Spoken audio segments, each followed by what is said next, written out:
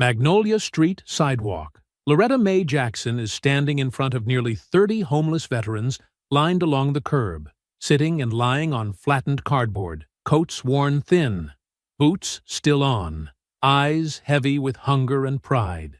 In her hands, just one small grocery bag, one chicken, 2 cans of beans, a sack of rice, and $18 left for medicine she already skipped once. That food is supposed to last her an entire week. People walk past like the men don't exist. A woman pulls her coat tighter and crosses the street. No one stops. Loretta Mae should keep walking. She should go home. Instead, she looks at those veterans, really looks, and makes a decision that costs her everything. "All of you, come with me," she says. "I'll cook." What she doesn't realize is that feeding these 30 forgotten men is about to bring something to her door no one would ever expect. Before we go any further, comment where in the world you are watching from and make sure to subscribe because tomorrow's story is one you don't want to miss. The kitchen light flickered weakly as Loretta Mae Jackson stood at her worn Formica table, moving items into careful piles.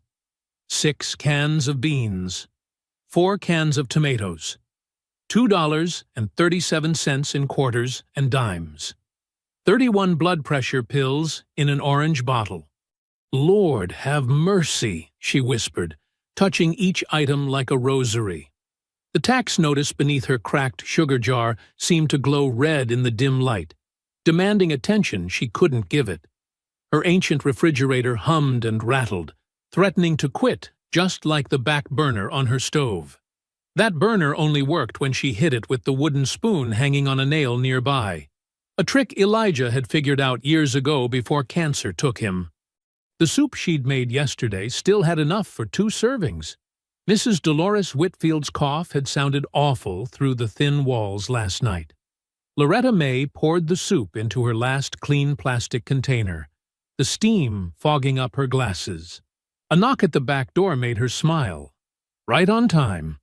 Andre Pike stood there, his backpack slung over one shoulder, trying to look casual, though his eyes darted to the kitchen counter, where she usually left him something for breakfast. "Good morning, Mrs. Jackson," he said politely. "Come in out of that cold, child." She pulled half a loaf of bread from her near-empty bread box. "You eat before school today?" "Yes, ma'am," he lied, his stomach growling loudly enough to make them both laugh. "Mm-hmm. Well, take this anyway. Growing boys need extra." She wrapped the bread in a paper towel, adding 2 slightly bruised apples she'd been saving. Andre's face lit up, but he hesitated.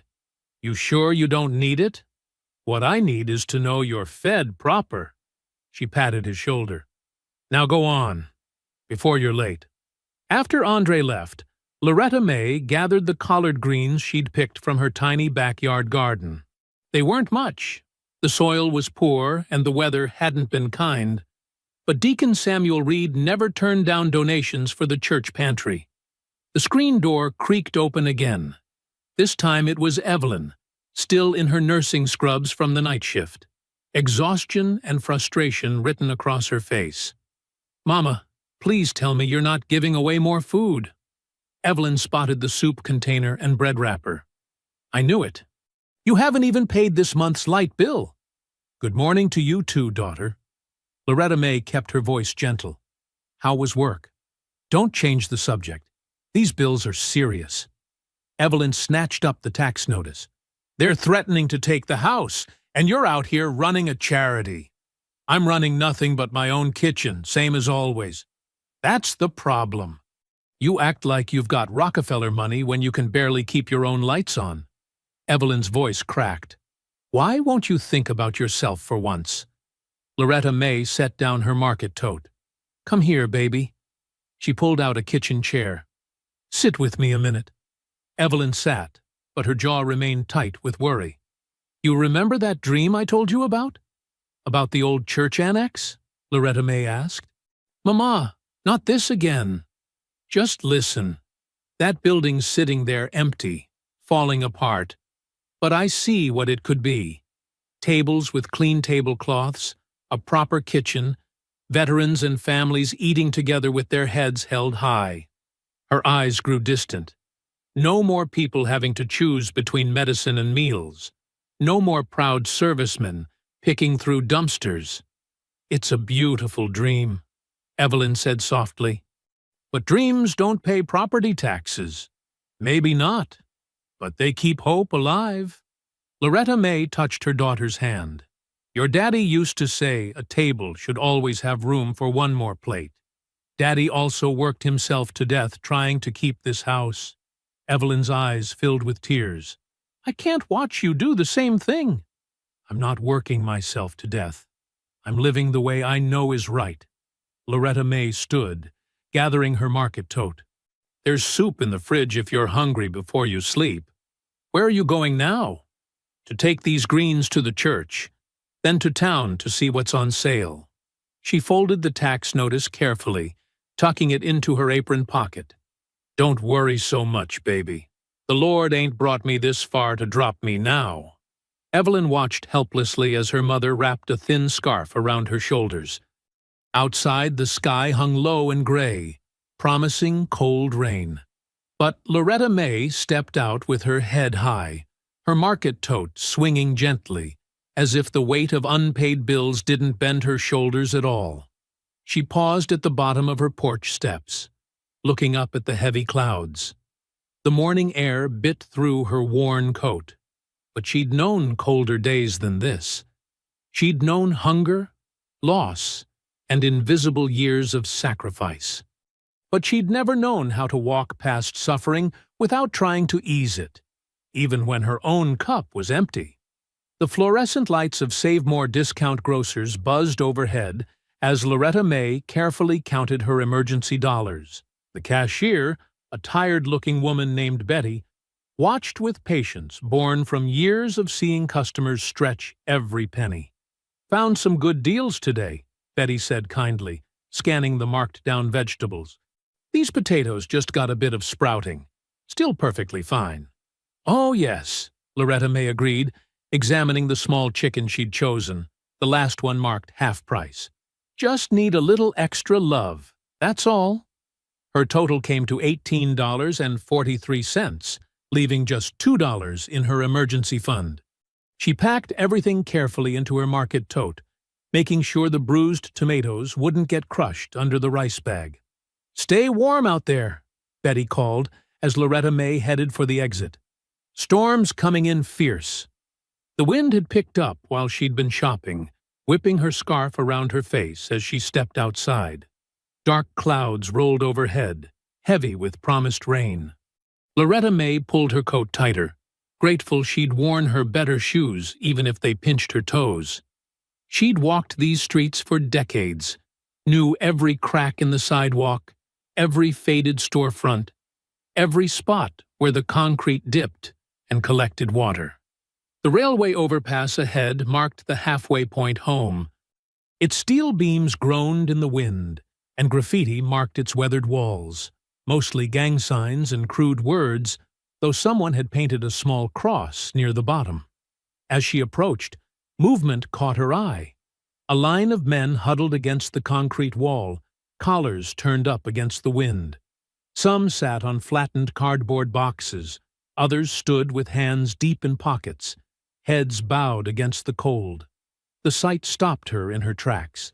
A tall man with a neat gray beard and dignified bearing despite his threadbare coat stepped forward. His eyes were clear and direct, his voice soft but carrying authority. "Morning, ma'am," he said. "Don't mean to startle you. I'm Isaiah Boone."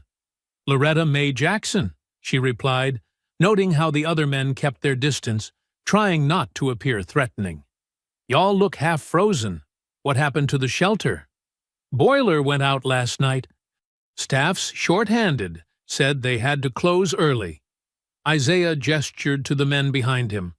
"We're all vets, ma'am. Not looking for trouble, just waiting for the shelter to reopen." A younger man nearby shivered violently, spilling coffee from a paper cup his trembling hands could barely hold. His jacket was thin, more suited for fall than winter. Another veteran, older with a pronounced limp, tried to share a torn blanket with him. 30 of us total, Isaiah continued. Some scattered to find other spots, but most stayed together. Safer that way. Loretta May looked at her grocery bag, then at the shivering men. The chicken would make a decent soup base. The rice could stretch. The vegetables, even bruised, would add substance. It wouldn't be fancy, but it would be hot. She thought of Evelyn's warnings, of her own empty pantry, of all the sensible reasons to keep walking. Then she thought of Elijah, who never could pass someone hungry without sharing what little they had. She thought of her own daddy, who came back from war with nightmares, but always said the thing that saved him was neighbors who treated him like family instead of a broken man. "Mr. Boone," she said finally, "I can't house you all. My place is too small, and that wouldn't be proper anyway." She paused, squaring her shoulders. "But I can feed you." Isaiah's weathered face showed surprise, then cautious hope.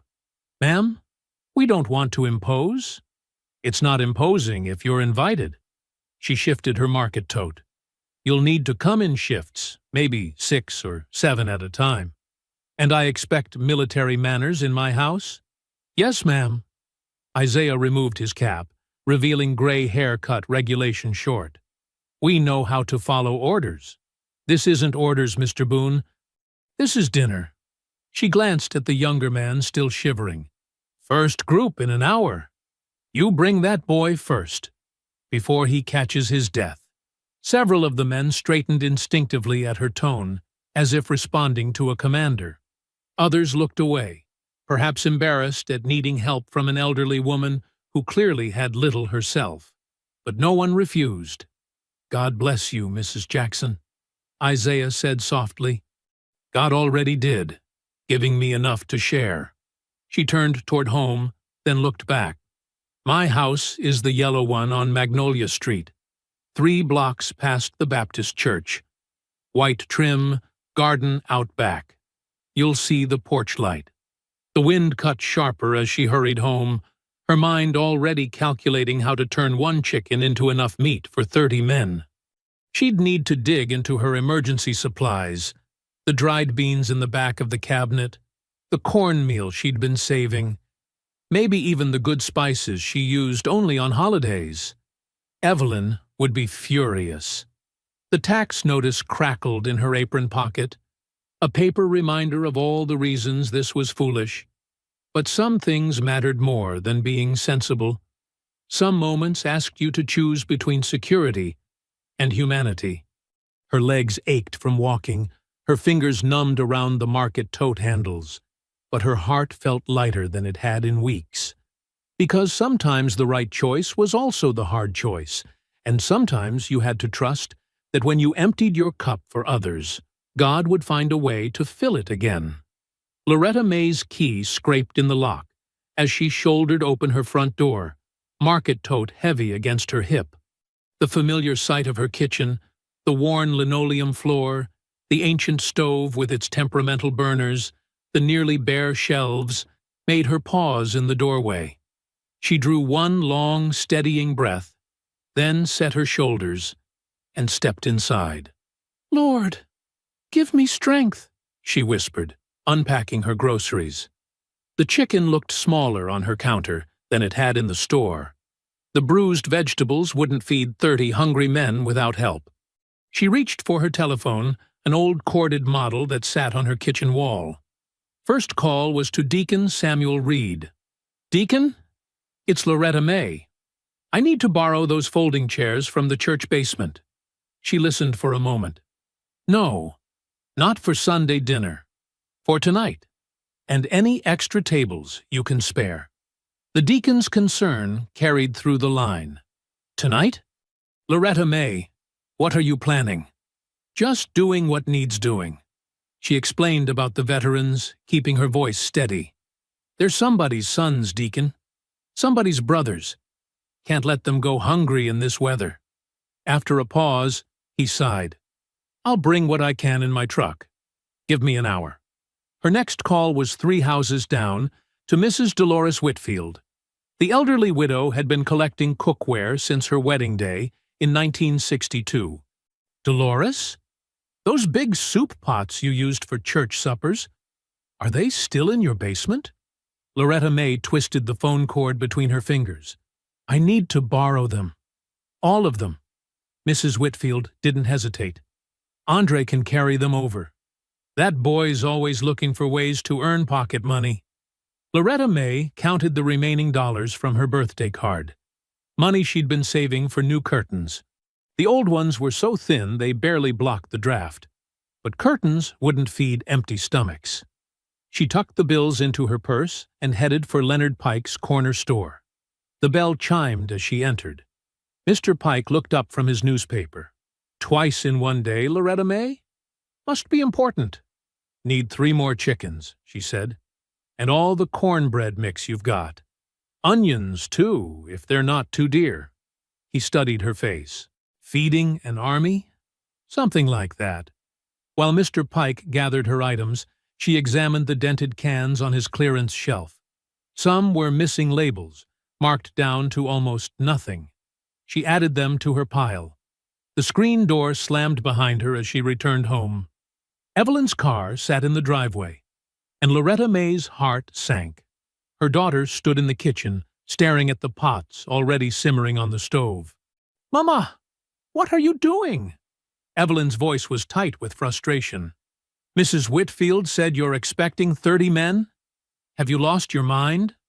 They're veterans, baby. The shelter turned them away. And that's your problem, how?" Evelyn picked up an empty beanbag. "This was supposed to last you all week. I saw those tax notices. You can barely feed yourself." Loretta May measured rice into a pot, her movements precise. "I can't solve every problem in the world, but I can solve hunger for one night." "That's just it. You're always solving everybody else's problems." Evelyn's voice rose. "What about your own problems? What about your family?" "Baby, hunger is family." Loretta May turned to face her daughter. "Your daddy taught me that. When somebody's hungry enough to swallow their pride and ask, they become your people. That's what community means." "Community won't pay your bills." Evelyn grabbed her purse. "I can't watch you do this to yourself again." The door slammed behind her. Loretta May wiped her hands on her apron and kept working. As dusk settled, Andre Pike helped carry in Mrs. Whitfield's pots. Deacon Samuel arrived with chairs and tables. The kitchen filled with steam from simmering beans, the smell of chicken and onions, cornbread turning golden in the oven. At 6 o'clock sharp, Isaiah Boone appeared with the first group. They removed their wet shoes, lining them carefully on the porch. Hats came off as they entered. They moved with military precision, each man waiting to be told where to sit. "None of that now," Loretta May said, pulling out chairs. "This isn't a soup line. This is dinner." She set real plates before them, mismatched china collected over decades, real glasses for their water, real silverware, not plastic. The men sat straight-backed, uncertain, as if they'd forgotten how to be guests instead of charity cases. Isaiah helped serve, his manner graceful despite his worn clothes. Some men ate in silence, eyes down. Others murmured quiet thanks. A few wiped tears from their weathered faces when they thought no one was looking. Group after group arrived. The kitchen never emptied. Steam fogged the windows. Between servings, Loretta May heard fragments of their stories. Lost jobs, broken marriages, nights spent in cars or under bridges. They spoke of missed children, abandoned dreams, the endless maze of Veterans Affairs paperwork. She served each man herself, remembering their names, asking about food allergies, offering seconds without making them ask. When one veteran apologized for his shaking hands, she simply moved the water pitcher closer without comment. The final group arrived as evening deepened. They were fewer, perhaps more hesitant. Among them was a man who moved differently than the others. Quieter, more contained. He introduced himself as Nathaniel Price in a soft voice that nonetheless commanded attention. While the others ate, Nathaniel's eyes traveled slowly around her home. He noted the photographs on the wall, the carefully patched curtains, the places where paint had been touched up by hand. His gaze lingered on every detail, as if reading a story written in the worn spots on her tablecloth and the careful arrangement of her few possessions. Loretta May felt the weight of his attention but kept serving, kept smiling, kept making sure every man had enough. The kitchen's warmth wrapped around the final group of veterans as evening settled into full darkness outside. Nathaniel Price sat beneath the mantel, his weathered hands cradling the plate Loretta May had given him. Steam rose from the food, but his attention had fixed on something else. The framed photograph above, showing two men in military uniforms, their faces young and serious against the faded backdrop. Loretta May noticed his gaze as she refilled water glasses. Most of her guests had been too hungry or tired to pay much attention to her home's details, but Nathaniel studied everything with quiet intensity. His eyes traced the photograph's edges, lingered on the faces, noted the dates penciled beneath. "Ma'am," he said softly, his voice carrying an authority that seemed at odds with his worn clothes. "Would you tell me about them?" He gestured toward the picture with careful respect. Loretta May set down her pitcher and smoothed her apron. "That's my Elijah on the left," she said, touching the frame gently. "Served 2 tours before coming home. War changed him some, made him quieter than he was before, but he stayed proud of his service right up until the Lord called him home." Several nearby veterans nodded in understanding. They knew about the kind of quiet that followed men home from war. "And the younger one?" Nathaniel's question came carefully, as if he already suspected the answer. "Daniel Jackson, Elijah's baby brother." Loretta May's voice softened. "Never did make it back from overseas. They said he died saving 3 of his fellow servicemen, but we never got all the details. Some nights, Elijah would sit right where you're sitting, staring up at that picture like he could somehow change what happened." Something flickered across Nathaniel's face. Recognition, pain, or both. But he masked it quickly. His fingers tightened slightly around his fork before relaxing again. Around them, the kitchen had taken on the gentle murmur of men allowing themselves to feel safe for the first time that day. In the corner, a veteran with silver-streaked hair held a piece of cornbread close to his face, tears tracking silently down his cheeks. "You all right there, brother?" Isaiah asked quietly from nearby. The man nodded, wiping his eyes with his sleeve. "Yes, sir. Just this cornbread. Tastes exactly like my grandmother's used to. Hadn't thought about her kitchen in years." Across the room, another veteran stood carefully, his empty plate in hand. "Ms. Jackson, I noticed your front gate's hanging crooked. I'm a carpenter by trade. Let me fix it tomorrow. Least I can do."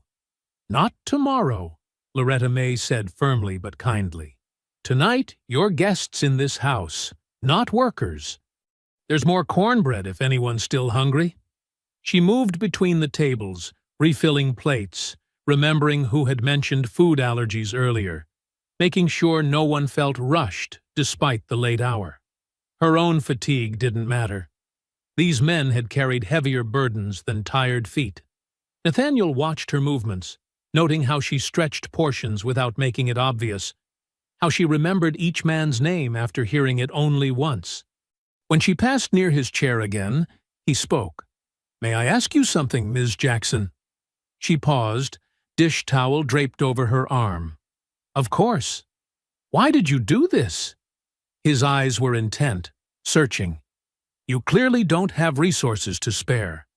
Yet you spent everything you had on strangers. Why?" The kitchen grew quieter, other veterans listening without seeming to. Loretta May considered her answer carefully.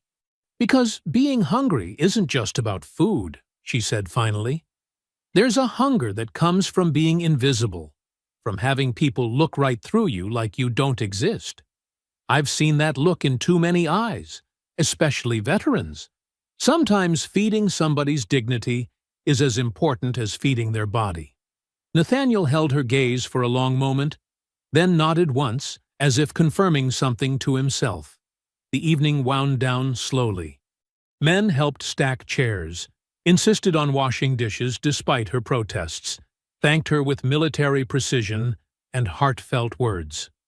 Isaiah organized the last group's departure, making sure no one left anything behind.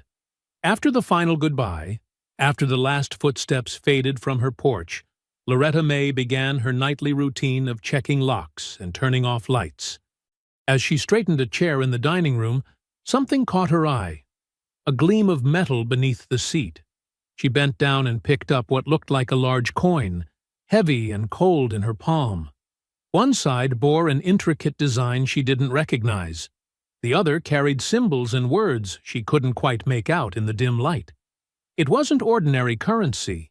It seemed more like a medallion or token of some kind.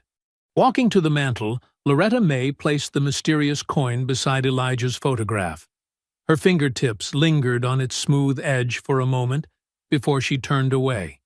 The kitchen still held warmth from all the cooking, and traces of conversation seemed to echo in the corners. She was bone-tired, but satisfied in a way that had nothing to do with food. With one last glance at the coin gleaming dully in the lamplight, Loretta May switched off the final light and headed to her bedroom. The night's work was done, and tomorrow would bring its own concerns.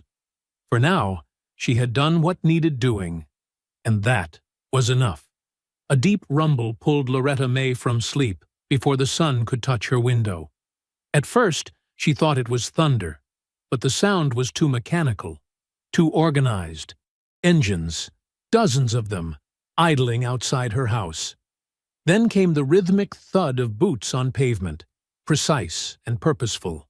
The silence that followed felt unnatural, like the whole world holding its breath.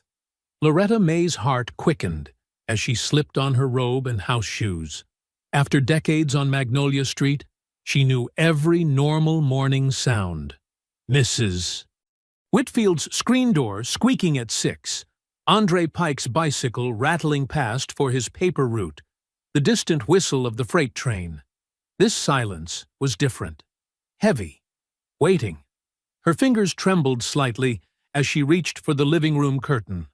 The worn fabric felt cool against her palm as she drew it back just enough to peek outside. The sight stopped her breath. Men in uniform filled Magnolia Street from corner to corner, standing at parade rest in precise rows. Veterans in leather jackets and service patches lined the sidewalks. Motorcycles gleamed in the pale dawn light, American flags rippling from their handlebars. Black SUVs with government plates blocked both ends of the street. "Dear Lord in heaven," Loretta May whispered. On nearby porches, neighbors gathered in frightened clusters. "Mrs.?" Whitfield clutched her housecoat closed, whispering urgently to Mr. Pike. The Martinez family huddled on their steps, their youngest hiding behind his mother's legs. Everyone stared at Loretta May's house like it had become the center of something dangerous. The screen door banged open behind her. "Mama!" Evelyn burst in, still wearing her nursing scrubs from the night shift. "What did those men do? Are you hurt?" "I saw all these vehicles and thought—" "Hush now," Loretta May said, though her own voice shook. "I'm fine. I just don't understand." She moved to her front door, Evelyn close behind. The porch boards creaked under their feet as they stepped outside. The morning air was sharp with winter's edge, carrying the scent of exhaust and coffee from paper cups clutched in gloved hands throughout the crowd. A figure detached itself from the front row of men and walked with military precision toward her house. Loretta May's eyes widened as she recognized him, the quiet veteran from last night, Nathaniel Price. But he was transformed. Gone were the worn clothes and humble demeanor. He wore a formal dress uniform decorated with rows of ribbons and medals that caught the rising sun. His bearing radiated authority, the kind that came from years of command. Each step carried the weight of experience and respect. He stopped at the bottom of her porch steps, drew himself up, and rendered a crisp salute. "Ms. Loretta May Jackson," his voice carried clearly across the silent street. "On behalf of the United States Naval Special Warfare Community and our brothers in arms, we come to honor you." Evelyn gripped her mother's arm. "Mama, what's happening?" Nathaniel continued, lowering his salute. "The challenge coin you found last night belongs to me. I am a retired Navy SEAL commander, and the men you fed included several of my former teammates who have fallen on hard times." He gestured to the assembled crowd. "Word of what you did spread through our networks overnight. How an elderly woman living on Social Security emptied her kitchen to feed 30 homeless veterans.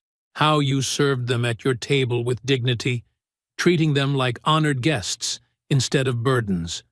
How you gave everything you had without hesitation." Loretta May's vision blurred with tears. Behind her, she heard Evelyn's soft gasp of understanding. "We came," Nathaniel said, his voice warming, "because people like you should never stand alone. Because kindness like yours deserves to be recognized. Because too often, the quiet heroes who hold our communities together go unseen." A breeze stirred the flags and lifted a piece of paper tacked beside Loretta May's porch, a county notice she'd been avoiding. The red stamp across its face was visible to everyone. Final warning. Tax delinquent.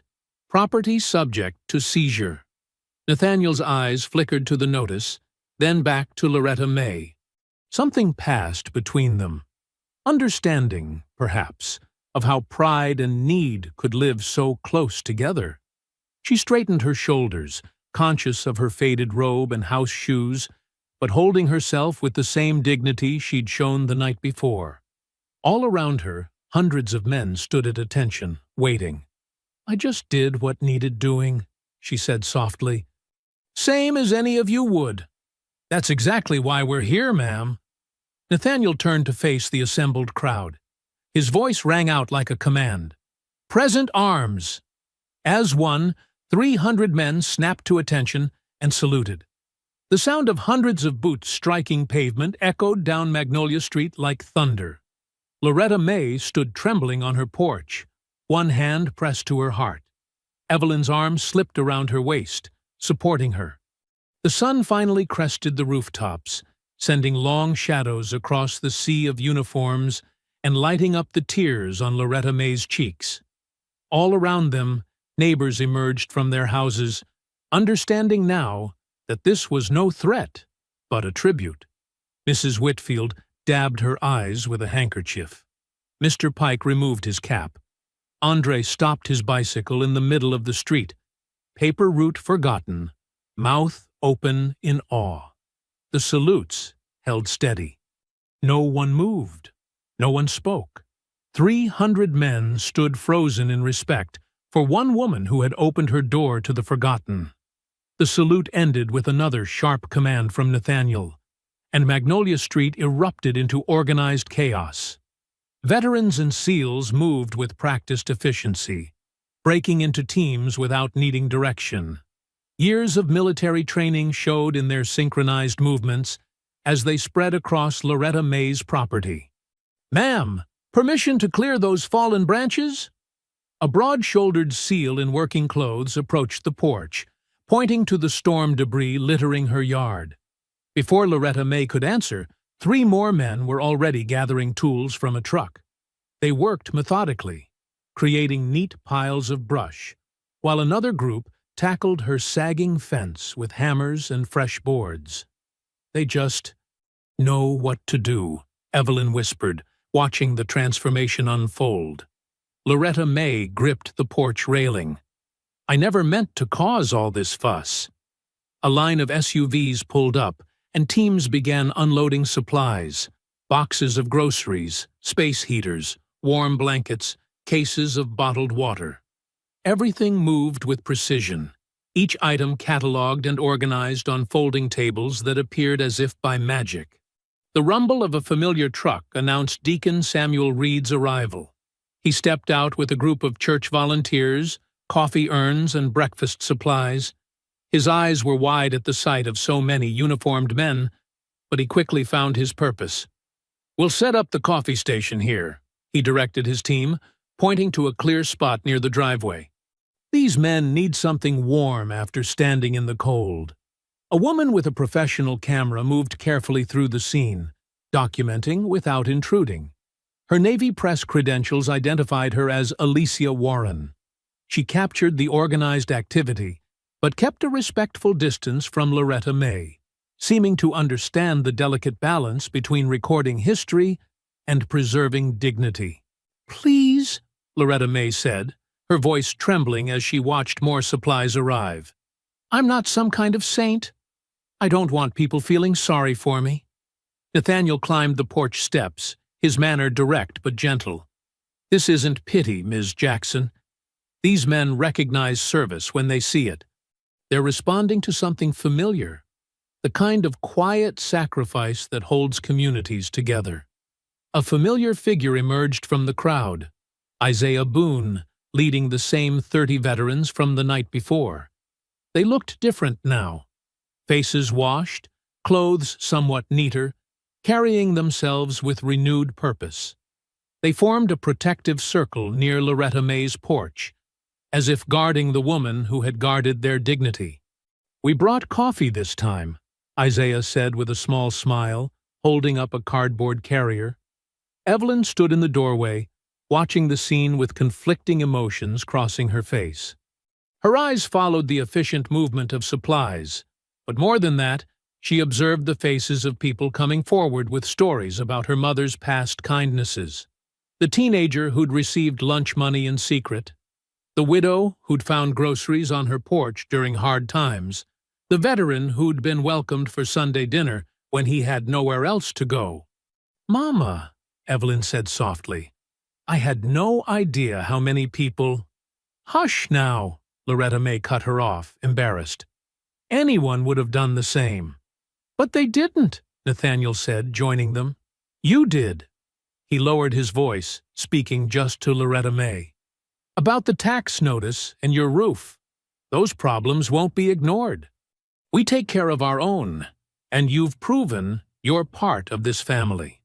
The morning light strengthened, illuminating the transformed block. Where there had been decay and neglect, now there was purposeful activity.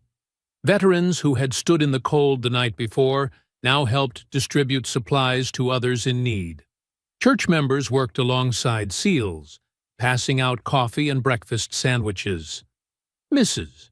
Whitfield emerged from her house with a tray of fresh biscuits. Mr. Pike's corner store sent over more coffee and pastries. The Martinez family brought tamales. Neighbors who had watched fearfully earlier now joined the effort, turning the military operation into a community gathering. Alicia Warren captured it all through her lens: the precise movements of the military teams, the grateful faces of the veterans, the gradual warming of the neighborhood, and at the center of it all, Loretta May's small figure on the porch, still in her house shoes, watching her world expand beyond recognition. A reporter from the local news station pushed through the crowd. Microphone extended. "Ms. Jackson, could you tell us your story? How long have you been helping veterans? What made you open your door last night?" For the first time that morning, Loretta May hesitated. She looked at the camera, at the microphone, at all the eyes turned toward her. The questions seemed to strip away the simple truth of what she'd done, turning a natural act of kindness into something that needed explanation. Isaiah stepped forward, positioning himself slightly in front of her. Other veterans moved closer, forming a subtle barrier between Loretta May and the press. They recognized something the reporters couldn't, that some forms of service spoke loudest when they remained quiet. The morning sun caught the silver threading in Loretta May's hair, the worn boards of her porch, the fresh paint being applied to her fence. Around her, 300 men who had arrived in formation now moved in orchestrated patterns of support, turning military precision toward the act of restoration. They understood, as she did, that true service asked no permission and sought no praise. The reporter's question hung in the air as Loretta May stood surrounded by the evidence of her impact, not in the cameras or the attention, but in the changed faces of 30 veterans who had come back to help others as they had been helped. Inside Loretta May's kitchen, the morning sun filtered through worn curtains as voices mixed with the steady rhythm of hammers and saws from outside. Alicia Warren set up her small recorder on the kitchen table, careful to avoid the coffee cups and plate of biscuits Mrs. Whitfield had insisted on bringing over. "Ms. Jackson, would you mind telling me how long you've been helping people in this neighborhood?" Alicia's tone was gentle, professional but warm. Loretta May smoothed her apron, uncomfortable with the attention. "Oh, I don't keep track of such things. You just do what needs doing. Mama's been feeding folks since before I can remember," Evelyn said, her earlier tension softening as she poured more coffee. "Even when Daddy got sick and the medical bills piled up." Isaiah Boone nodded from his place near the window. "Word gets around on the streets. Veterans, especially. They know this porch is safe." Loretta May's hands worried at a loose thread on her placemat. "Sometimes people just need a good meal and somebody to see them proper. That's all." "It's more than that," Nathaniel said quietly. He'd been watching Loretta May with careful attention. "Tell her about the widows, Ms. Jackson, and the school children." Alicia leaned forward slightly, her recorder catching Loretta May's soft voice as memories spilled out. There was Mrs. Thompson, whose husband passed suddenly last winter. Loretta May had taken her soup every Wednesday for months. The Martinez children, whose mother worked double shifts at the hospital. They'd found packed lunches on their porch on days when money ran tight. "And the veterans?" Alicia prompted. "They come through sometimes, looking lost," Loretta May explained. "You can see it in their eyes. Like they're carrying something heavy nobody else can see. She glanced at the photograph of Daniel and Elijah on the mantel. "I remember how my husband was when he came home. How his brother never did." Nathaniel's posture shifted almost imperceptibly. "About that, Ms. Jackson, there's something you should know about Daniel." The kitchen grew quiet, except for the distant sound of work crews. The unit Daniel served with. There was a man there, James Morrison. After the war, Morrison became a mentor to many of us in the SEAL teams. He never stopped talking about the brave kid from Georgia who saved his life in a firefight. That kid was your Daniel. Loretta May's hand went to her throat. "Daniel? My Daniel?" "Yes, ma'am. Morrison passed a few years back, but his stories about Daniel shaped how many of us understood sacrifice. When I saw that photo last night," Nathaniel's controlled voice wavered slightly. "Well, it felt like everything came full circle." Evelyn reached for her mother's hand. Outside, a truck arrived with roofing materials, and voices called back and forth with military precision. "I had no idea," Loretta May whispered. "Daniel was just my husband's baby brother, always smiling, always helping somebody." "Like his family," Isaiah observed quietly. Alicia's phone buzzed. She glanced at it, and her eyes widened. "Ms. Jackson, the interview clip we posted an hour ago. It's already being shared thousands of times. People are asking how they can help." "Help?" Loretta May looked startled. "The donations are coming in faster than we can process them," Nathaniel confirmed. "Deacon Samuel has his whole office staff trying to keep up with the calls. There's a contractor outside right now offering to fix your roof for free. The Southeast Veterans Alliance wants to talk about some kind of partnership." Evelyn watched her mother's face, seeing past the worry lines to the woman who had quietly served others for decades. All these years, Mama, I thought you were just being stubborn. But these people, they see what I should have seen. Baby, you were just trying to protect me. Loretta May squeezed her daughter's hand.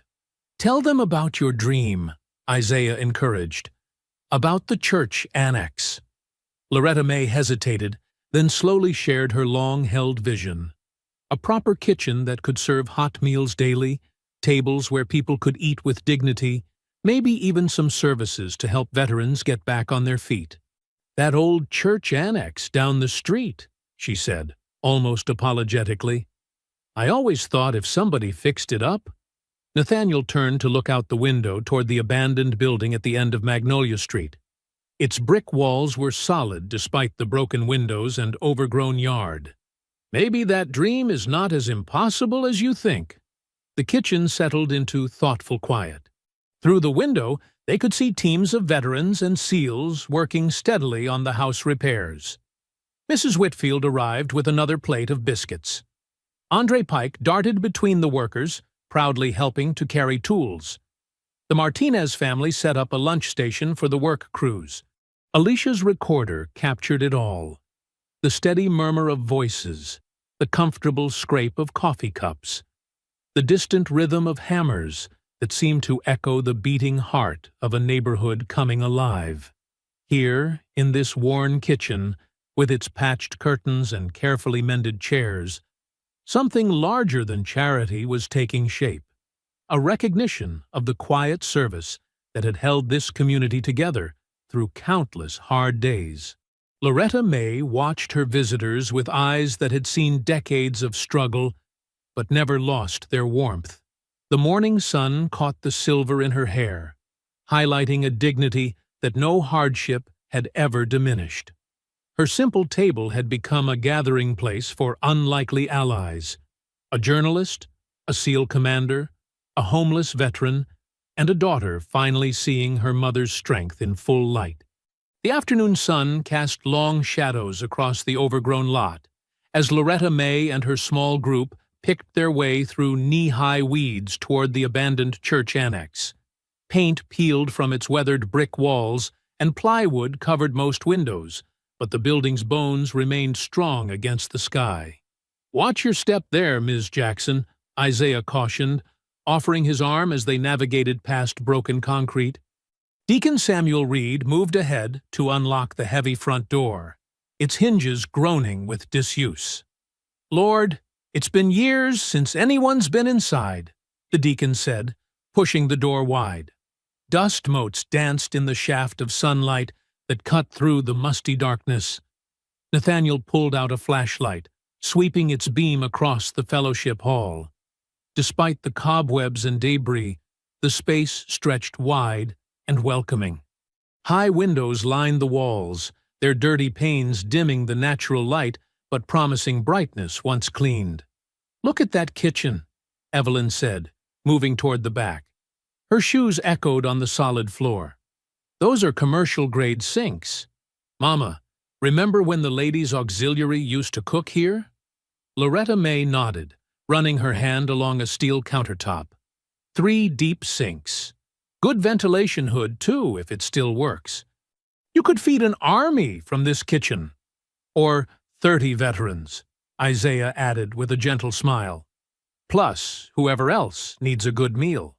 Alicia Warren filmed as they explored, her camera capturing both the decay and the potential. Beyond the main hall, corridors branched to smaller rooms, old Sunday school spaces and offices that could be repurposed. "These could be counseling rooms," Nathaniel observed, checking the structural integrity of a doorframe. "Private spaces for veterans to meet with support services. Maybe some computer stations for job searches. And here," Isaiah pointed to a separate wing, "with the right plumbing work, you could install shower facilities, clean clothes storage. Give people a chance to restore their dignity before job interviews." Loretta May stood in the center of the fellowship hall, her eyes distant with possibility. "Tables here," she said softly. "Real tables with proper chairs, not folding stuff. Plants in the windows. Maybe some of those veterans who like to garden could help grow fresh vegetables out back.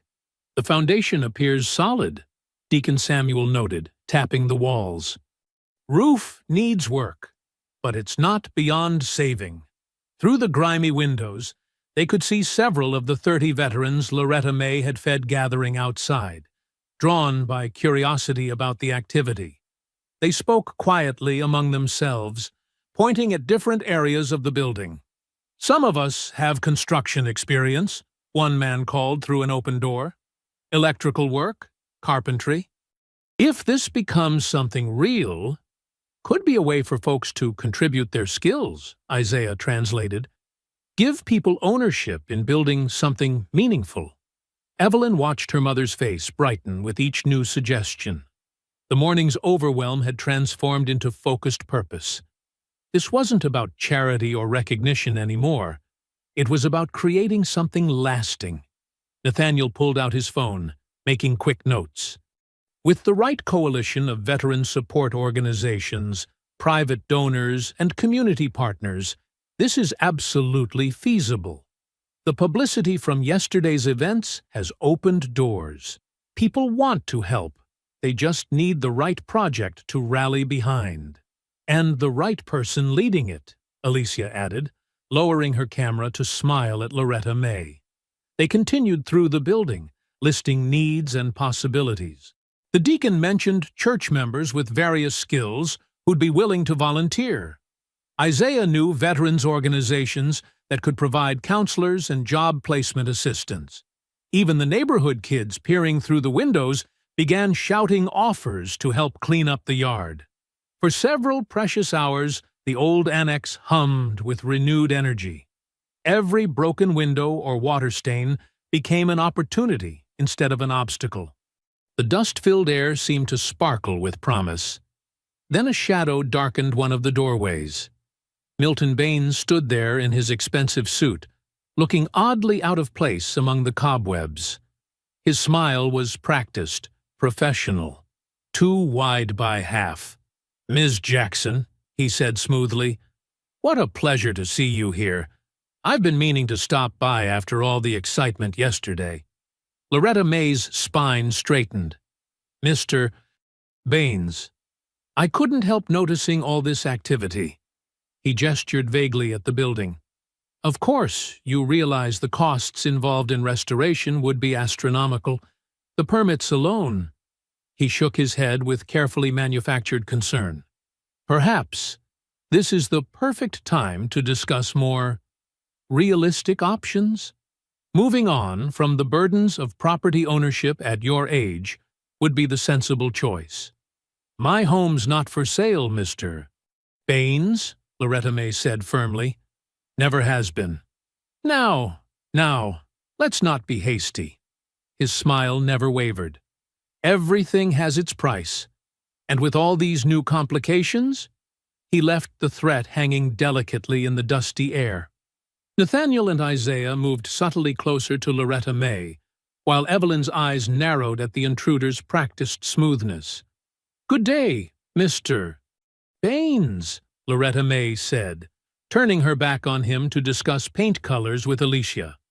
Milton Baines lingered a moment longer, that perfect smile still in place. Then he nodded courteously and withdrew, his expensive shoes crunching on broken glass as he crossed back to his waiting car. The afternoon sun continued to pour through the dirty windows, but its warmth felt somehow diminished. Their excited plans hung suspended in the sudden silence, like the dust motes that had danced so hopefully just hours before. The evening settled over Magnolia Street like a soft blanket, transforming the weathered neighborhood into something magical. Porch lights twinkled like earthbound stars, and the aroma of home-cooked dishes drifted through the warm air. The church parking lot had become an impromptu gathering space, with folding tables arranged in long rows beneath strings of borrowed Christmas lights. Mrs. Dolores Whitfield arrived carrying her famous sweet potato pie, the same woman who'd received soup from Loretta May just days before. Behind her came the Pike family, Andre proudly holding a steaming casserole his mother had made. Even Mr. Leonard Pike closed his corner store early to attend, bringing boxes of paper plates and plastic utensils. "Never seen anything like it," Deacon Samuel Reed remarked, watching the steady stream of neighbors arriving. "Folks who barely spoke last week are hugging like long-lost family." The 30 veterans had cleaned up and changed into fresh clothes provided by the SEAL network. They didn't cluster in corners as might be expected, but mixed easily with the families, helping set up chairs and move tables. Isaiah Boone worked the crowd like a natural host, making introductions and ensuring no one felt out of place. Loretta May stood near the church steps, her hands clasped together to hide their trembling. She wore her best dress, the blue one saved for Easter Sunday, and a small brooch that had belonged to her mother. Evelyn stood beside her, their shoulders touching in a way they hadn't for years. "Mama," Evelyn whispered, "look at all these people." The crowd had grown beyond anyone's expectations. Children darted between tables while their parents arranged dishes on the makeshift buffet. Old Mr. Thompson, who rarely left his house anymore, sat in his wheelchair telling war stories to a group of young veterans who listened with genuine interest. Nathaniel Price approached through the crowd, carrying something carefully wrapped in blue cloth. "Ms. Jackson," he said formally, "we have something for you." The conversations quieted as people noticed him. Loretta May straightened her spine, dignity wrapped around her like armor. "Your husband, Elijah's service record," Nathaniel explained, unwrapping the first frame. "We had it properly restored and authenticated." The document gleamed behind new glass, Elijah's name and commendations clear and proud. Loretta May's fingers traced the glass.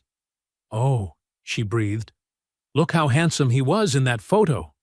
"And this," Nathaniel continued, revealing a second frame, "is a memorial citation honoring Daniel Jackson's sacrifice. It's signed by members of the unit he served with, including the man who later became my own mentor." The frames caught the light from the Christmas strings, reflecting like tears. Evelyn slipped her arm through her mother's, holding her steady. Deacon Samuel stepped forward, raising his hands for attention. "Before we eat," he announced, "let us pray." The crowd hushed, heads bowing. "Lord, we thank you not just for this food, not just for the help that's come our way, but for helping us remember who we are. This neighborhood's always had everything it needed. We just forgot how to share it. Thank you for Loretta May, who never forgot." "Amen," the crowd responded, and the celebration began in earnest. Evelyn took her place beside Loretta May in the serving line, something she hadn't done since her teenage years, helping at church suppers. They fell into an old rhythm, Loretta May ladling out portions while Evelyn added the sides. "Remember when you used to sneak extra corn pudding to the kids who looked hungry?" Evelyn asked, laughing softly through sudden tears. "Just like my mama taught me," Loretta May replied. "Always watch for the quiet ones who won't ask." Alicia Warren moved through the crowd with her camera, capturing the moment without intruding on it. She'd told Loretta May earlier that 3 regional news stations had picked up the story, and donations were streaming in through various veterans organizations. The music from someone's portable speaker played low and sweet, old gospel tunes mixed with gentle jazz. People who'd lived as strangers on the same street for years now sat together, sharing food and stories. The veterans seemed to relax fully for the first time, their military bearing softening in the face of such ordinary human warmth. "The contractor's starting roof repairs tomorrow," Nathaniel told Loretta May during a quiet moment. "And we've got architects volunteering to draw up plans for the annex renovation." Hope bloomed in Loretta May's chest, warm and unexpected as spring flowers. For the first time in years, she allowed herself to believe that the grinding weight of survival might finally ease. Then a heavy black sedan pulled into the church lot, its headlights cutting through the gentle glow of the evening. A man in a crisp city uniform stepped out, carrying a thick folder and wearing an expression that made conversations die as he passed. "Mrs. Jackson?" he called, scanning the crowd. "I'm Building Inspector Davis. We've received multiple complaints about unauthorized construction work, unsafe gatherings, and code violations." He held up a stack of official papers. "Both for your residence and the church annex property."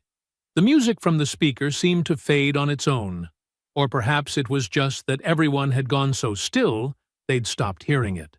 Loretta May felt the weight of every eye on her as the inspector approached, his shoes crunching on gravel in the sudden quiet. Beside her, Evelyn's hand tightened on her arm. The frames containing Elijah's service record and Daniel's memorial seemed to dim, as if even they recognized the shift in the evening's mood. The hopeful plans and promises that had felt so solid moments before began to waver like the shadows cast by the Christmas lights overhead. The fluorescent lights in the church office hummed with an artificial brightness that made everything look harsh and unforgiving.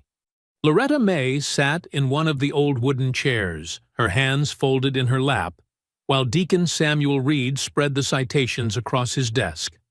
Evelyn paced near the filing cabinet, and Nathaniel stood with his arms crossed, reading over the deacon's shoulder. "Multiple violations," Deacon Samuel said, his voice heavy. "Unlicensed food service, occupancy limits exceeded, makeshift electrical connections." He shuffled through the papers. "And that's just for tonight's gathering." "The House citations are worse," Nathaniel added, lifting another stack. "Structural concerns, non-permitted repairs, unsafe conditions." His jaw tightened. "All from anonymous complaints." Loretta May touched the edge of one document. Can they really stop everything? "Until inspections and reviews are complete." Deacon Samuel removed his reading glasses. "Could be weeks. Could be months." Evelyn stopped pacing. "We can't wait months. The roof's still leaking, the taxes are due, and winter's coming." The phone on the desk rang, making them all jump. Deacon Samuel answered, listened for a moment, then handed it to Nathaniel with a worried look. "Veterans Assistance Office." Nathaniel's expression darkened as he listened. "When?" he asked. "Who found it?" More listening. "No, don't release any funds until we sort this out. I'll call you back." He hung up and faced the others. "There's a problem with the donation account. An old medical lien has surfaced, tied to Elijah's final hospital stay. It was never properly cleared." "What does that mean?" Evelyn demanded. "It means the house title isn't clean," Nathaniel explained. "And until it's resolved, any incoming funds could be tied up in legal challenges." Loretta May closed her eyes briefly.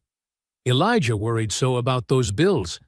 Even at the end, he kept asking if I'd be okay. Deacon Samuel opened his laptop. "It gets worse. Alicia just sent this." He turned the screen to show them social media posts questioning the entire story. Some suggested the veteran gathering had been staged for donations. Others hinted at scams targeting patriotic donors. Photos of Loretta May's house appeared with circles around the repairs, labeled as suspicious improvements. "Who would do this?" Evelyn's voice cracked. A knock at the office door made them turn. Milton Baines stood in the doorway, his suit pristine despite the late hour, his smile practiced and calm. "I heard about the citations," he said smoothly. "Such a shame after all this attention." He removed an envelope from his jacket. "But I may have a solution that could help everyone." Nathaniel stepped forward. "This isn't a good time, Mr. Baines." "On the contrary." Milton placed the envelope on the desk. "This is exactly the right time. A cash offer, fair market value, no questions asked about liens or violations. Mrs. Jackson could walk away tonight with enough to start fresh somewhere more. Manageable." Evelyn snatched up the envelope. "How did you know about the lien so fast?" Milton's smile didn't waver. I make it my business to know about properties I'm interested in. The offer stands until morning." After he left, the fluorescent lights seemed to buzz louder in the silence. Evelyn opened the envelope, her hands shaking. "It's not enough," she said finally. "Not really, but it's something guaranteed." She looked at her mother. "Instead of promises that keep falling apart." "Evelyn," Deacon Samuel warned. "No!" Evelyn's control broke. "I'm tired of watching her suffer for other people. Love doesn't pay taxes. Love doesn't fix roofs. Love doesn't defeat paperwork. All those men out there with their salutes and speeches, where are they going to be when winter really hits and we're still fighting inspectors?" Each word landed like a physical blow. Loretta May's shoulders curved inward, but she didn't speak. "We can fight this," Nathaniel insisted. "Make it public. Show how they're targeting her." "No." Loretta May's voice was quiet but firm. "I won't be paraded around like that. I fed those men because they deserved dignity. I won't trade mine to keep a house." She stood, smoothing her dress. "I need to go home." "Mama," Evelyn started. "Just let me think." Loretta May walked out of the office, through the now empty church lot where celebration had blazed just hours before. The neighborhood had returned to its familiar darkness. Porch lights were off. Tables and chairs had vanished back into storage. Even the Christmas lights had been quickly packed away when the inspector appeared, as if people feared being associated with the gathering. Inside her house, the repairs stood frozen in various stages. Plastic sheeting crackled overhead, where the roof work had stopped mid-task. The newly installed kitchen cabinets sat with their doors half-hung. Water dripped steadily into bowls, placed strategically around the room. Loretta May sat at her kitchen table, where the harsh glare of the single overhead bulb made everything look tired and old. Milton Baines's envelope lay before her, beside the framed service record that had seemed so hopeful just hours ago. The clock ticked toward midnight. Each drip of water from the ceiling marked another moment of decision slipping away. She touched the envelope, then pulled back as if it might burn her. Was this what miracles did? Make the fall harder by lifting you high enough to see what you could never have? She remembered the veterans' faces at dinner, the neighbors coming together, the dreams of a center where people could heal. Now it all felt like a cruel joke, as if she'd been allowed to taste something sweet just so she'd know exactly what she was losing. The water dripped, the clock ticked, and Loretta May sat alone in her half-mended house, wondering if she'd been wrong to ever believe in more than survival. Near dawn, a gentle tapping at the back door pulled Loretta May from her troubled thoughts. She'd been sitting at her kitchen table all night, watching shadows dance across Milton Baines's envelope, listening to the steady drip of rain through her compromised roof. The knock came again, hesitant but persistent. Loretta May wrapped her shawl tighter and made her way to the door. Through the glass pane, she recognized Isaiah Boone's weathered face in the gray pre-dawn light. "Miss Loretta?" he said when she opened the door, his voice rough with worry. "I'm sorry to come so early, but—" He twisted his cap in his hands, shoulders hunched against more than just the cold. "What's wrong, Isaiah?" She stepped aside to let him in from the chill. Inside her kitchen, Isaiah's usual calm demeanor crumbled.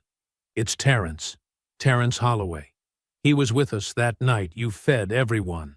His words tumbled out faster now. "Someone showed him those stories online, the ones saying it was all fake, that you're in trouble because of us." Loretta May's heart sank. The young man with the Marine's cap? Who helped stack the chairs? Isaiah nodded. "He took off last night. Said he poisons everything good he touches." He looked down at his hands. "He was doing better, Miss Loretta. Had 3 weeks clean. Was talking about maybe getting into that VA program." His voice trailed off. "Where would he go?" Loretta May asked, already moving toward her coat hook. "Probably the old freight yard," Isaiah said. There's some loading bays where folks shelter sometimes. But Miss Loretta, you don't have to. She turned to face him. Do you know what time he left? Few hours ago. But with everything you're dealing with.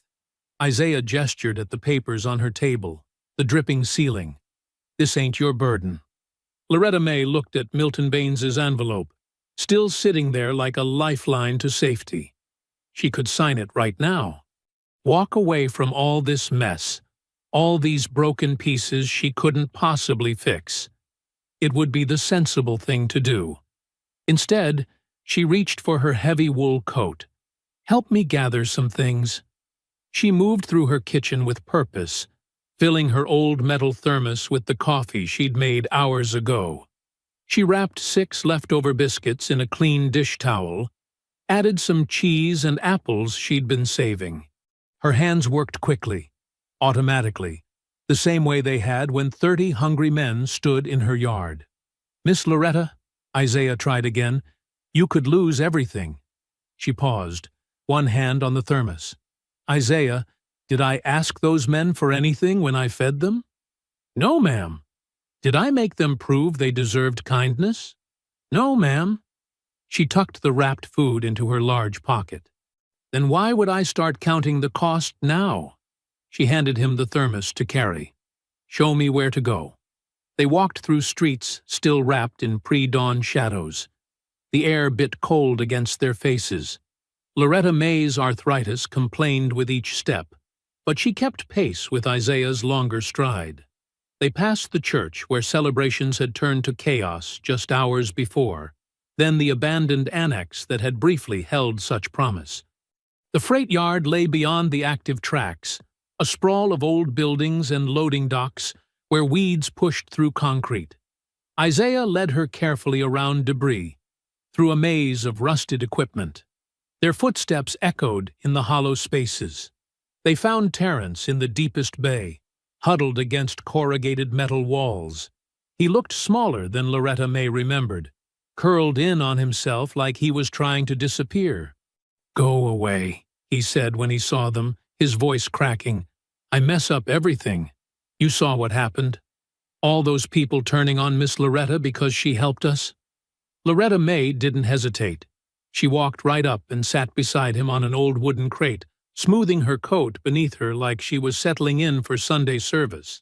First thing we need, she said, pulling out the wrapped biscuits, is something warm in our stomachs. She divided the food into 3 portions, passing them out with the same dignity she'd used at her dining table. I can't, Terence whispered. You can, she said firmly. Being in pain isn't the same as being a burden, child. Someone taught you wrong about that. She felt him trembling beside her as she unwrapped his portion, placed it carefully in his cold hands. Eat first. Then we'll talk about what's true and what isn't. Neither of them noticed the figure that appeared in the loading bay entrance. Nathaniel Price, still in his dress uniform from searching all night. He stood silently, watching Loretta May do exactly what she'd done before. Turn an empty space into something like home. Make a meal into communion. Choose love when calculation would have been easier. Isaiah saw him and moved to explain, but Nathaniel held up his hand. Let her work, his gesture said. Let her show us again what real strength looks like. In the growing dawn light, Loretta May sat in a rusted loading bay, sharing biscuits with 2 homeless veterans, as natural as if she were on her own porch. No cameras recorded it. No crowds gathered to applaud. Just a woman who knew that some kinds of hunger run deeper than food, and some forms of shelter have nothing to do with houses. Dawn crept across the freight yard, painting the rusty metal in shades of gold and rose. Nathaniel Price stepped carefully through the debris, his polished dress shoes incongruous against the broken concrete. He watched as Loretta May sat sharing the last of her biscuits with Terence, her movements unhurried and deliberate, as if they were at a proper breakfast table instead of the abandoned loading bay. Miss Loretta, Terence was saying, his voice steadier now, I saw those stories online. about how you might lose your house because of helping us, about the complaints and the inspectors. Child, do you think you're the first person to need help when it wasn't convenient? Loretta May adjusted her shawl against the morning chill. Or that you're somehow responsible for Milton Baines being who he is? Isaiah shifted on his feet. Milton Baines? The man who's been trying to buy your house? Nathaniel cleared his throat, making his presence known. The man who's been trying to buy a lot of houses, from what I'm hearing. Loretta May didn't seem surprised to see him there. She simply nodded in greeting, then poured the last of the coffee from her thermos into its cup for Terence. I've been thinking about this all wrong, Nathaniel said, moving closer. We've been fighting the wrong battle. This isn't just about saving one house or celebrating one act of kindness. There's something bigger happening here. Been happening for years, Isaiah added quietly. Seen it before. Old folks get pressured to sell, especially after someone reports them for every little thing wrong with their property. Alicia Warren appeared at the entrance to the loading bay, her camera hanging unused at her side. I've been making some calls, she said. 4 other homeowners on Magnolia Street got hit with anonymous complaints in the past year. All of them received offers from Milton Baines's company within days. Mrs. Thompson down the street, Loretta May murmured, lost her house last spring after they said her porch was unsafe. She'd lived there 40 years. Nathaniel's jaw tightened. And now they're using the attention around your kindness against you, making it look like you're running some kind of unauthorized operation instead of just feeding hungry people. The lien on your house, Alicia continued, pulling out her notebook. I spoke to a contact at the Veterans Legal Aid Network. They're interested in reviewing the whole file. Apparently, there are strict rules about how medical debts can be transferred and collected, especially when they involve service members or their families. Terence had been listening intently, his earlier shame giving way to anger. So they're not just going after Miss Loretta. They're targeting everyone who can't fight back? Not anymore, Nathaniel said firmly. Because now we know what we're really dealing with. This isn't about one house or one inspection. It's about people with money seeing vulnerability as an opportunity. Loretta May smoothed her coat, a gesture that somehow carried both weariness and dignity. I'm tired of fighting, Nathaniel. Every day is already a fight, just to keep going. Then let us fight for you, Isaiah said, like you fought for us when we were hungry. And let me help, Terence added suddenly. Please. At the church kitchen. I know it's not much, but I used to work in food service before. He trailed off, then straightened his shoulders. I can still be useful. Loretta May studied him for a long moment. You want to help in my kitchen? Yes, ma'am, if you'll have me. Then I expect you there at 7 tomorrow morning, she said simply. We've got biscuits to make. A small smile cracked through Terence's worried expression. Yes, ma'am. This is what they don't understand, Nathaniel said softly.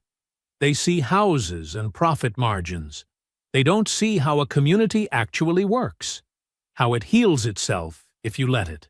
The Veterans Network lawyers want to review everything, Alicia added. Not just your case, Miss Loretta, but the whole pattern. They're especially interested in how these complaints keep appearing right before the purchase offers. The sound of quick footsteps interrupted them. Evelyn appeared in the entrance, slightly out of breath, her nurse's scrubs wrinkled from a long night shift. She stopped short at the sight of them all gathered there. Mama, she said, her voice thick. I've been looking everywhere for you. Her eyes were red-rimmed, glistening with tears. When you weren't home, I thought, I was so afraid you'd gone to sign those papers. Baby, what's wrong? Loretta May started to rise, but Evelyn crossed the space between them in 3 quick steps and dropped to her knees beside the wooden crate. I've been so wrong, Evelyn said, gripping her mother's hands. All this time, I thought being strong meant being practical, protecting ourselves. I kept pushing you to think about yourself first, to stop helping everyone else. She drew a shaky breath. But I watched you walk away from a chance to save yourself, because someone needed you more. That's real strength. That's what you've been trying to show me all along. The morning light streamed through the loading bay entrance, catching the tears on Evelyn's cheeks. Loretta May reached out and brushed them away, the same gentle motion she'd used when Evelyn was small. "We're going to fight this," Evelyn continued. "The right way. Not by giving up everything you believe in. Not by turning away from people who need help." Late morning sunlight warmed the worn wooden steps of Loretta May's porch as she sat beside Evelyn, both women watching the small crowd of volunteers gathered across the patchy yard. The familiar creak of the boards beneath them seemed to echo years of unspoken words. "Remember when you used to braid my hair right here?"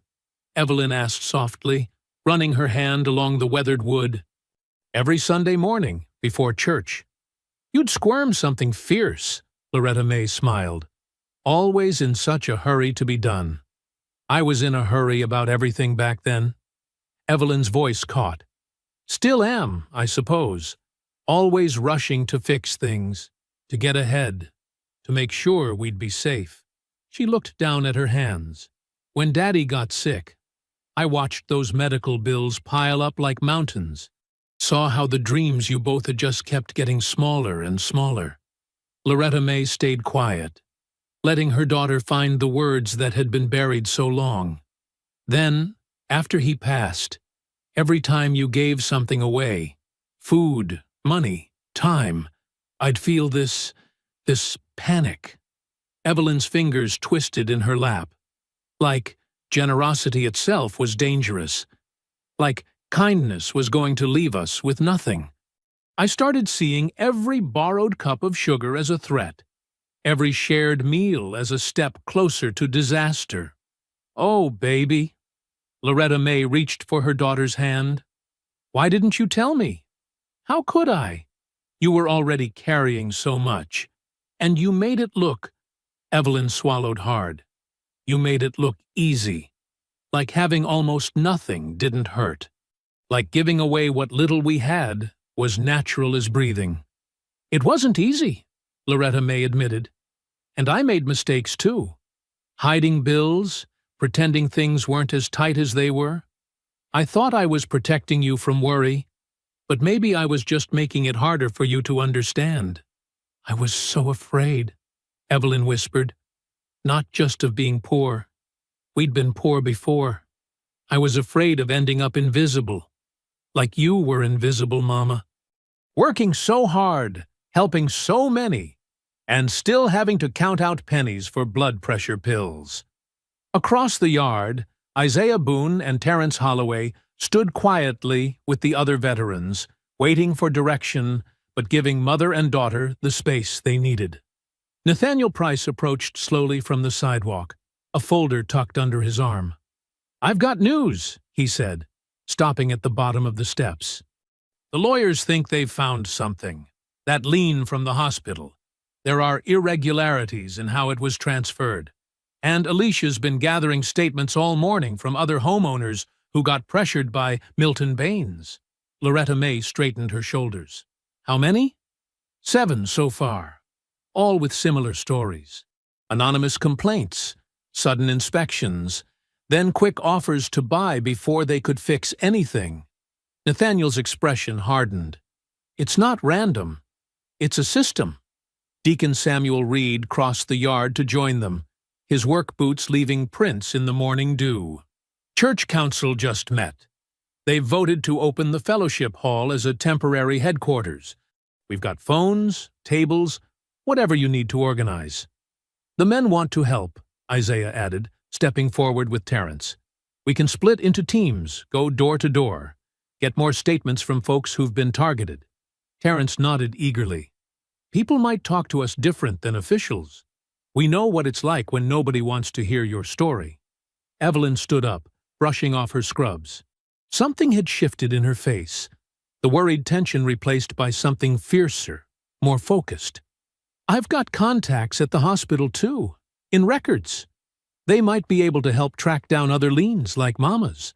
You don't have to take this on, Loretta May started. But Evelyn shook her head. Yes, I do. All these years, I thought protecting you meant trying to make your world smaller, safer. She helped her mother to her feet. I was wrong. Sometimes love means helping people stand in the light, even when it's scary. You taught me that, Mama. I just forgot for a while. The volunteers began to gather closer, sensing a shift in the morning's quiet. Alicia Warren arrived with her camera and notebook. Isaiah started organizing the veterans into canvassing teams, and Deacon Samuel Reed was already on his phone coordinating with church members. The city council just called, Nathaniel announced, checking his phone. They've scheduled an emergency public hearing for tonight. 7 o'clock. That's fast, Evelyn said. They're hoping to catch us unprepared, Nathaniel replied. But they don't know who they're dealing with. No, Loretta May said softly. They surely don't.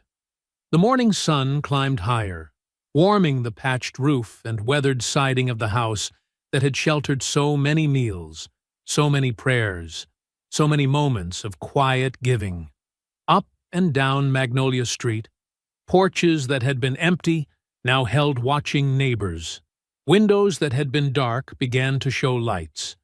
What do you need us to do first? Evelyn asked her mother, and for the first time in years, there was no fear in the question.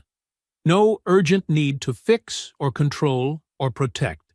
Just a daughter standing ready beside her mother, facing whatever came next together. Terence stepped forward, the same quiet strength he'd found in the freight yard still holding steady. Whatever you decide, Miss Loretta, we're with you.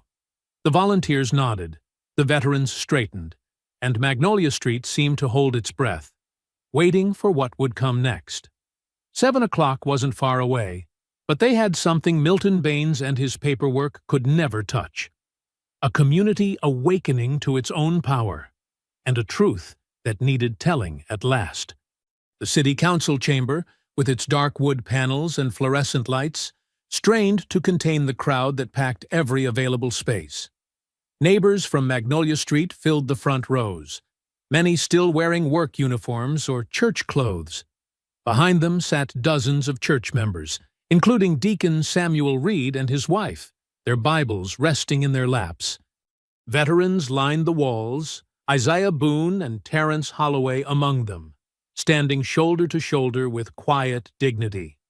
At the back of the room, rows of uniformed servicemen created a wall of silent presence, their disciplined stillness a reminder of the force that had gathered on Loretta May's doorstep just days before. Reporters clutched notepads and microphones, their cameras trained on the podium where council members shuffled papers and adjusted microphones. Alicia Warren positioned herself near the front, her own camera ready to document whatever came next. Milton Baines swept in through the side door like he owned the room, his suit pressed sharp enough to cut paper. He nodded to several council members with the easy familiarity of someone used to private meetings and quick favors. His lawyer, a thin man with wire-rimmed glasses, spread documents across their assigned table with practiced efficiency. "Just a misunderstanding," Baines murmured to anyone within earshot, his smile never wavering. "We're here to help struggling homeowners find solutions. Nothing more complicated than that." Evelyn, sitting beside her mother in the front row, felt her jaw tighten at his smooth words. Loretta May touched her arm gently, a reminder to stay steady. When Alicia Warren took the podium, her journalist's training showed in every precise word.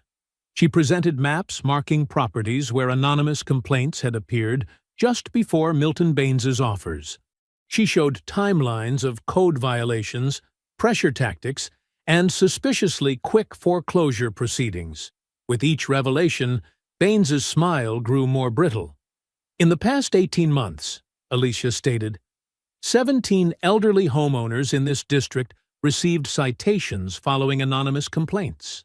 15 of those properties were subsequently approached by Mr. Baines's company with offers well below market value. The pattern suggests coordinated targeting of vulnerable residents. The veterans' advocacy lawyers spoke next. Their presentation focused on the lien against Loretta May's house. They projected hospital records onto the chamber's screen, highlighting discrepancies in how the debt had been calculated and transferred. The original amount has been inflated by nearly 40% through improper fees, the lead attorney explained. Furthermore, crucial documentation required for valid transfer of medical debt is missing. This lien should be invalidated immediately. Milton Baines leaned to whisper to his lawyer, his confidence finally showing cracks. But when Loretta May Jackson rose to speak, the room fell into a deeper silence than any procedural argument had commanded. She walked to the podium slowly, her dignity as natural as breathing. Her faded dress was pressed clean, her gray hair neat beneath her church hat. She looked nothing like a woman about to change minds, and everything like someone who had earned the right to be heard. "I'm not here to tell sad stories," she began, her voice clear and steady. "Lord knows we've all got those, and mine's no sadder than most. I'm here to speak about what happens when we forget to see each other as people." She described Mrs. Whitfield down the street, choosing between heart medication and heating oil each winter. She spoke of veterans like Isaiah and Terrence, men who had served their country only to find themselves invisible when they came home broken. She painted a picture of elderly neighbors afraid to answer knocks at their doors, knowing each official letter might be the one that took their homes. "These houses you're so eager to acquire?" She looked directly at Milton Baines. "They're not just property. They're where children learned to walk, where families grieved their losses, where people held onto dignity even when the walls needed paint and the roof leaked. You can't measure that value in dollars." Her words filled the chamber like summer air, impossible to resist and harder to deny. Behind her, Nathaniel Price stood at parade rest, his presence a reminder of the honor her simple kindness had commanded. Isaiah and Terrence watched with quiet pride, living testimony to the difference one person's recognition could make. "We shouldn't need 300 uniforms in our yard or cameras in our faces before somebody notices we matter," Loretta May continued. "Dignity shouldn't require a viral moment. It should be as natural as breathing, as simple as feeding hungry people at your table." Evelyn watched her mother from the front row, tears sliding down her cheeks. She saw what the whole room was seeing. Not a poor widow fighting for her house, but a moral force that had been there all along, waiting to be recognized. The council members leaned forward in their seats. The reporters' pens moved frantically across paper. Even Milton Baines had lost his practiced smile, replaced by something that looked almost like shame. "I'm asking you to do what's right," Loretta May concluded. "Not just for me, but for every person who ever stretched a meal to feed a neighbor, or kept their porch light on for somebody lost in the dark. We are not empty buildings waiting to be claimed. We are human beings, and it's time we were treated that way." The chamber erupted in murmured discussion as she returned to her seat. The council chairman called for an immediate vote on emergency protections for vulnerable homeowners and a suspension of all pending acquisitions by Milton Baines's company pending investigation. When the measure passed unanimously, Evelyn's fingers found her mother's and squeezed tight. The room rose in waves, first the neighbors, then the church members, finally everyone on their feet as applause filled the chamber. At the back, Nathaniel raised his hand in a crisp salute, honor recognizing honor once again. The morning sun painted Magnolia Street in honey gold light as music drifted through the air. The scent of fresh paint mingled with the aroma of biscuits, coffee, and slow-cooked beans. Long tables draped in white cloths stretched across the newly paved courtyard between Loretta May's restored home and the transformed annex building. Gone were the sagging gutters and worn shingles from Loretta May's house. The porch gleamed with fresh varnish, and her garden bloomed fuller than ever. But it was the former church annex that drew everyone's eyes this morning. Its red brick walls stood proud and clean, windows sparkling in the early light. A new sign above the door read, "The Jackson Table Community Center," in dignified letters, with "Welcome Home" written smaller beneath. "Just look at what the Lord can do," Deacon Samuel Reed said, standing beside Loretta May as they watched volunteers setting up for the grand opening. His eyes were misty behind his glasses. Inside the center's kitchen, Evelyn directed traffic with the same efficiency she'd once used in her nursing duties. "Those fruit platters go on the buffet tables outside," she called to a volunteer. "And make sure the coffee urns are full. We're expecting over 200 people this morning." She'd traded her medical scrubs for a crisp white shirt with the center's logo, but her practical nature remained unchanged. The only difference was the softness in her eyes when she looked at her mother, pride replacing the old worry. Isaiah Boone moved through the space like he'd been born to it, greeting early arrivals and directing them to services with natural grace. His weathered face had grown younger somehow, purpose erasing years of strain. In the pantry, Terence Holloway checked inventory with careful attention, his clipboard notations precise as military records. Both men wore name tags identifying them as staff members, their positions earned through merit rather than mercy. "The counseling offices are fully booked for next week," Isaiah reported to Loretta May, "and the job placement program already has 15 veterans registered." The center hummed with activity. One room held rows of clean showers and fresh towels. Another offered computers for job searches and resume writing. The community garden out back had raised beds at wheelchair height and benches in the shade. Every detail spoke of dignity, freely given. Alicia Warren moved through the space with her camera, but this time she wasn't documenting crisis or rescue. Her lens captured children helping to set tables, elderly neighbors arranging flowers, and veterans in pressed shirts preparing to serve rather than be served. This was what legacy looked like. Not a single moment of charity, but sustained transformation. "Miss Loretta May," called Andre Pike, now 13, and proud to be one of the center's youth volunteers. "The first buses from the veterans' shelter are pulling up." She nodded, watching as familiar faces from that cold night months ago stepped into the sunshine. They looked different now, cleaned up, many employed, some in their own apartments. They greeted her with the easy warmth of family, rather than the awkward gratitude of charity cases. A convoy of black SUVs arrived next. Nathaniel Price stepped out in civilian clothes, but the bearing of command still sat naturally on his shoulders. Behind him came dozens of the same men who had once filled Magnolia Street in uniform. Today, they wore suits or casual clothes, carrying covered dishes and gifts for the center's kitchen. "Permission to join the celebration, ma'am?" Nathaniel asked, with a familiar half-smile. "Since when do you need permission in this house?" Loretta May replied, pulling him into a quick hug. The courtyard filled steadily. Mrs. Dolores Whitfield sat in her best dress, serving lemonade. Milton Baines was notably absent, his company under investigation and his properties now subject to strict oversight. In his place, honest developers were working with the neighborhood association on responsible renovation plans that protected longtime residents. Church members mixed easily with veterans.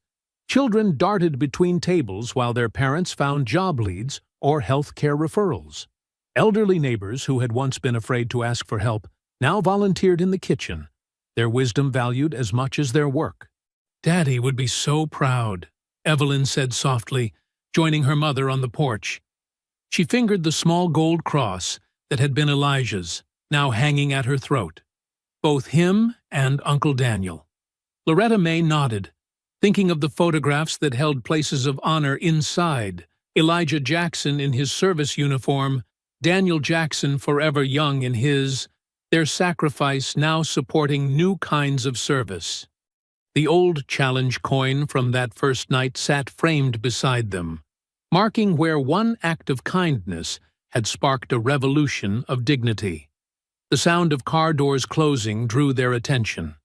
A young woman in a threadbare coat stood uncertainly at the edge of the courtyard, 3 small children clinging to her skirt. The fear of judgment showed plain on her face, the same fear Loretta May had seen in countless eyes before. Without hesitation, Loretta May crossed the courtyard. Her steps were steady, her head high, her smile as natural as breathing. She had been afraid once, too, counting cans and hiding bills, but fear had no place at this table. She reached the young woman just as doubt seemed ready to turn her away. With the same grace that had fed 30 strangers on a cold night, Loretta May opened her arms and her heart. "Come on in, baby," she said warmly. There's enough. I hope you enjoyed that story. Please like the video and subscribe so that you do not miss out on the next one. In the meantime, I have handpicked 2 stories for you that I think you will enjoy. Have a great day.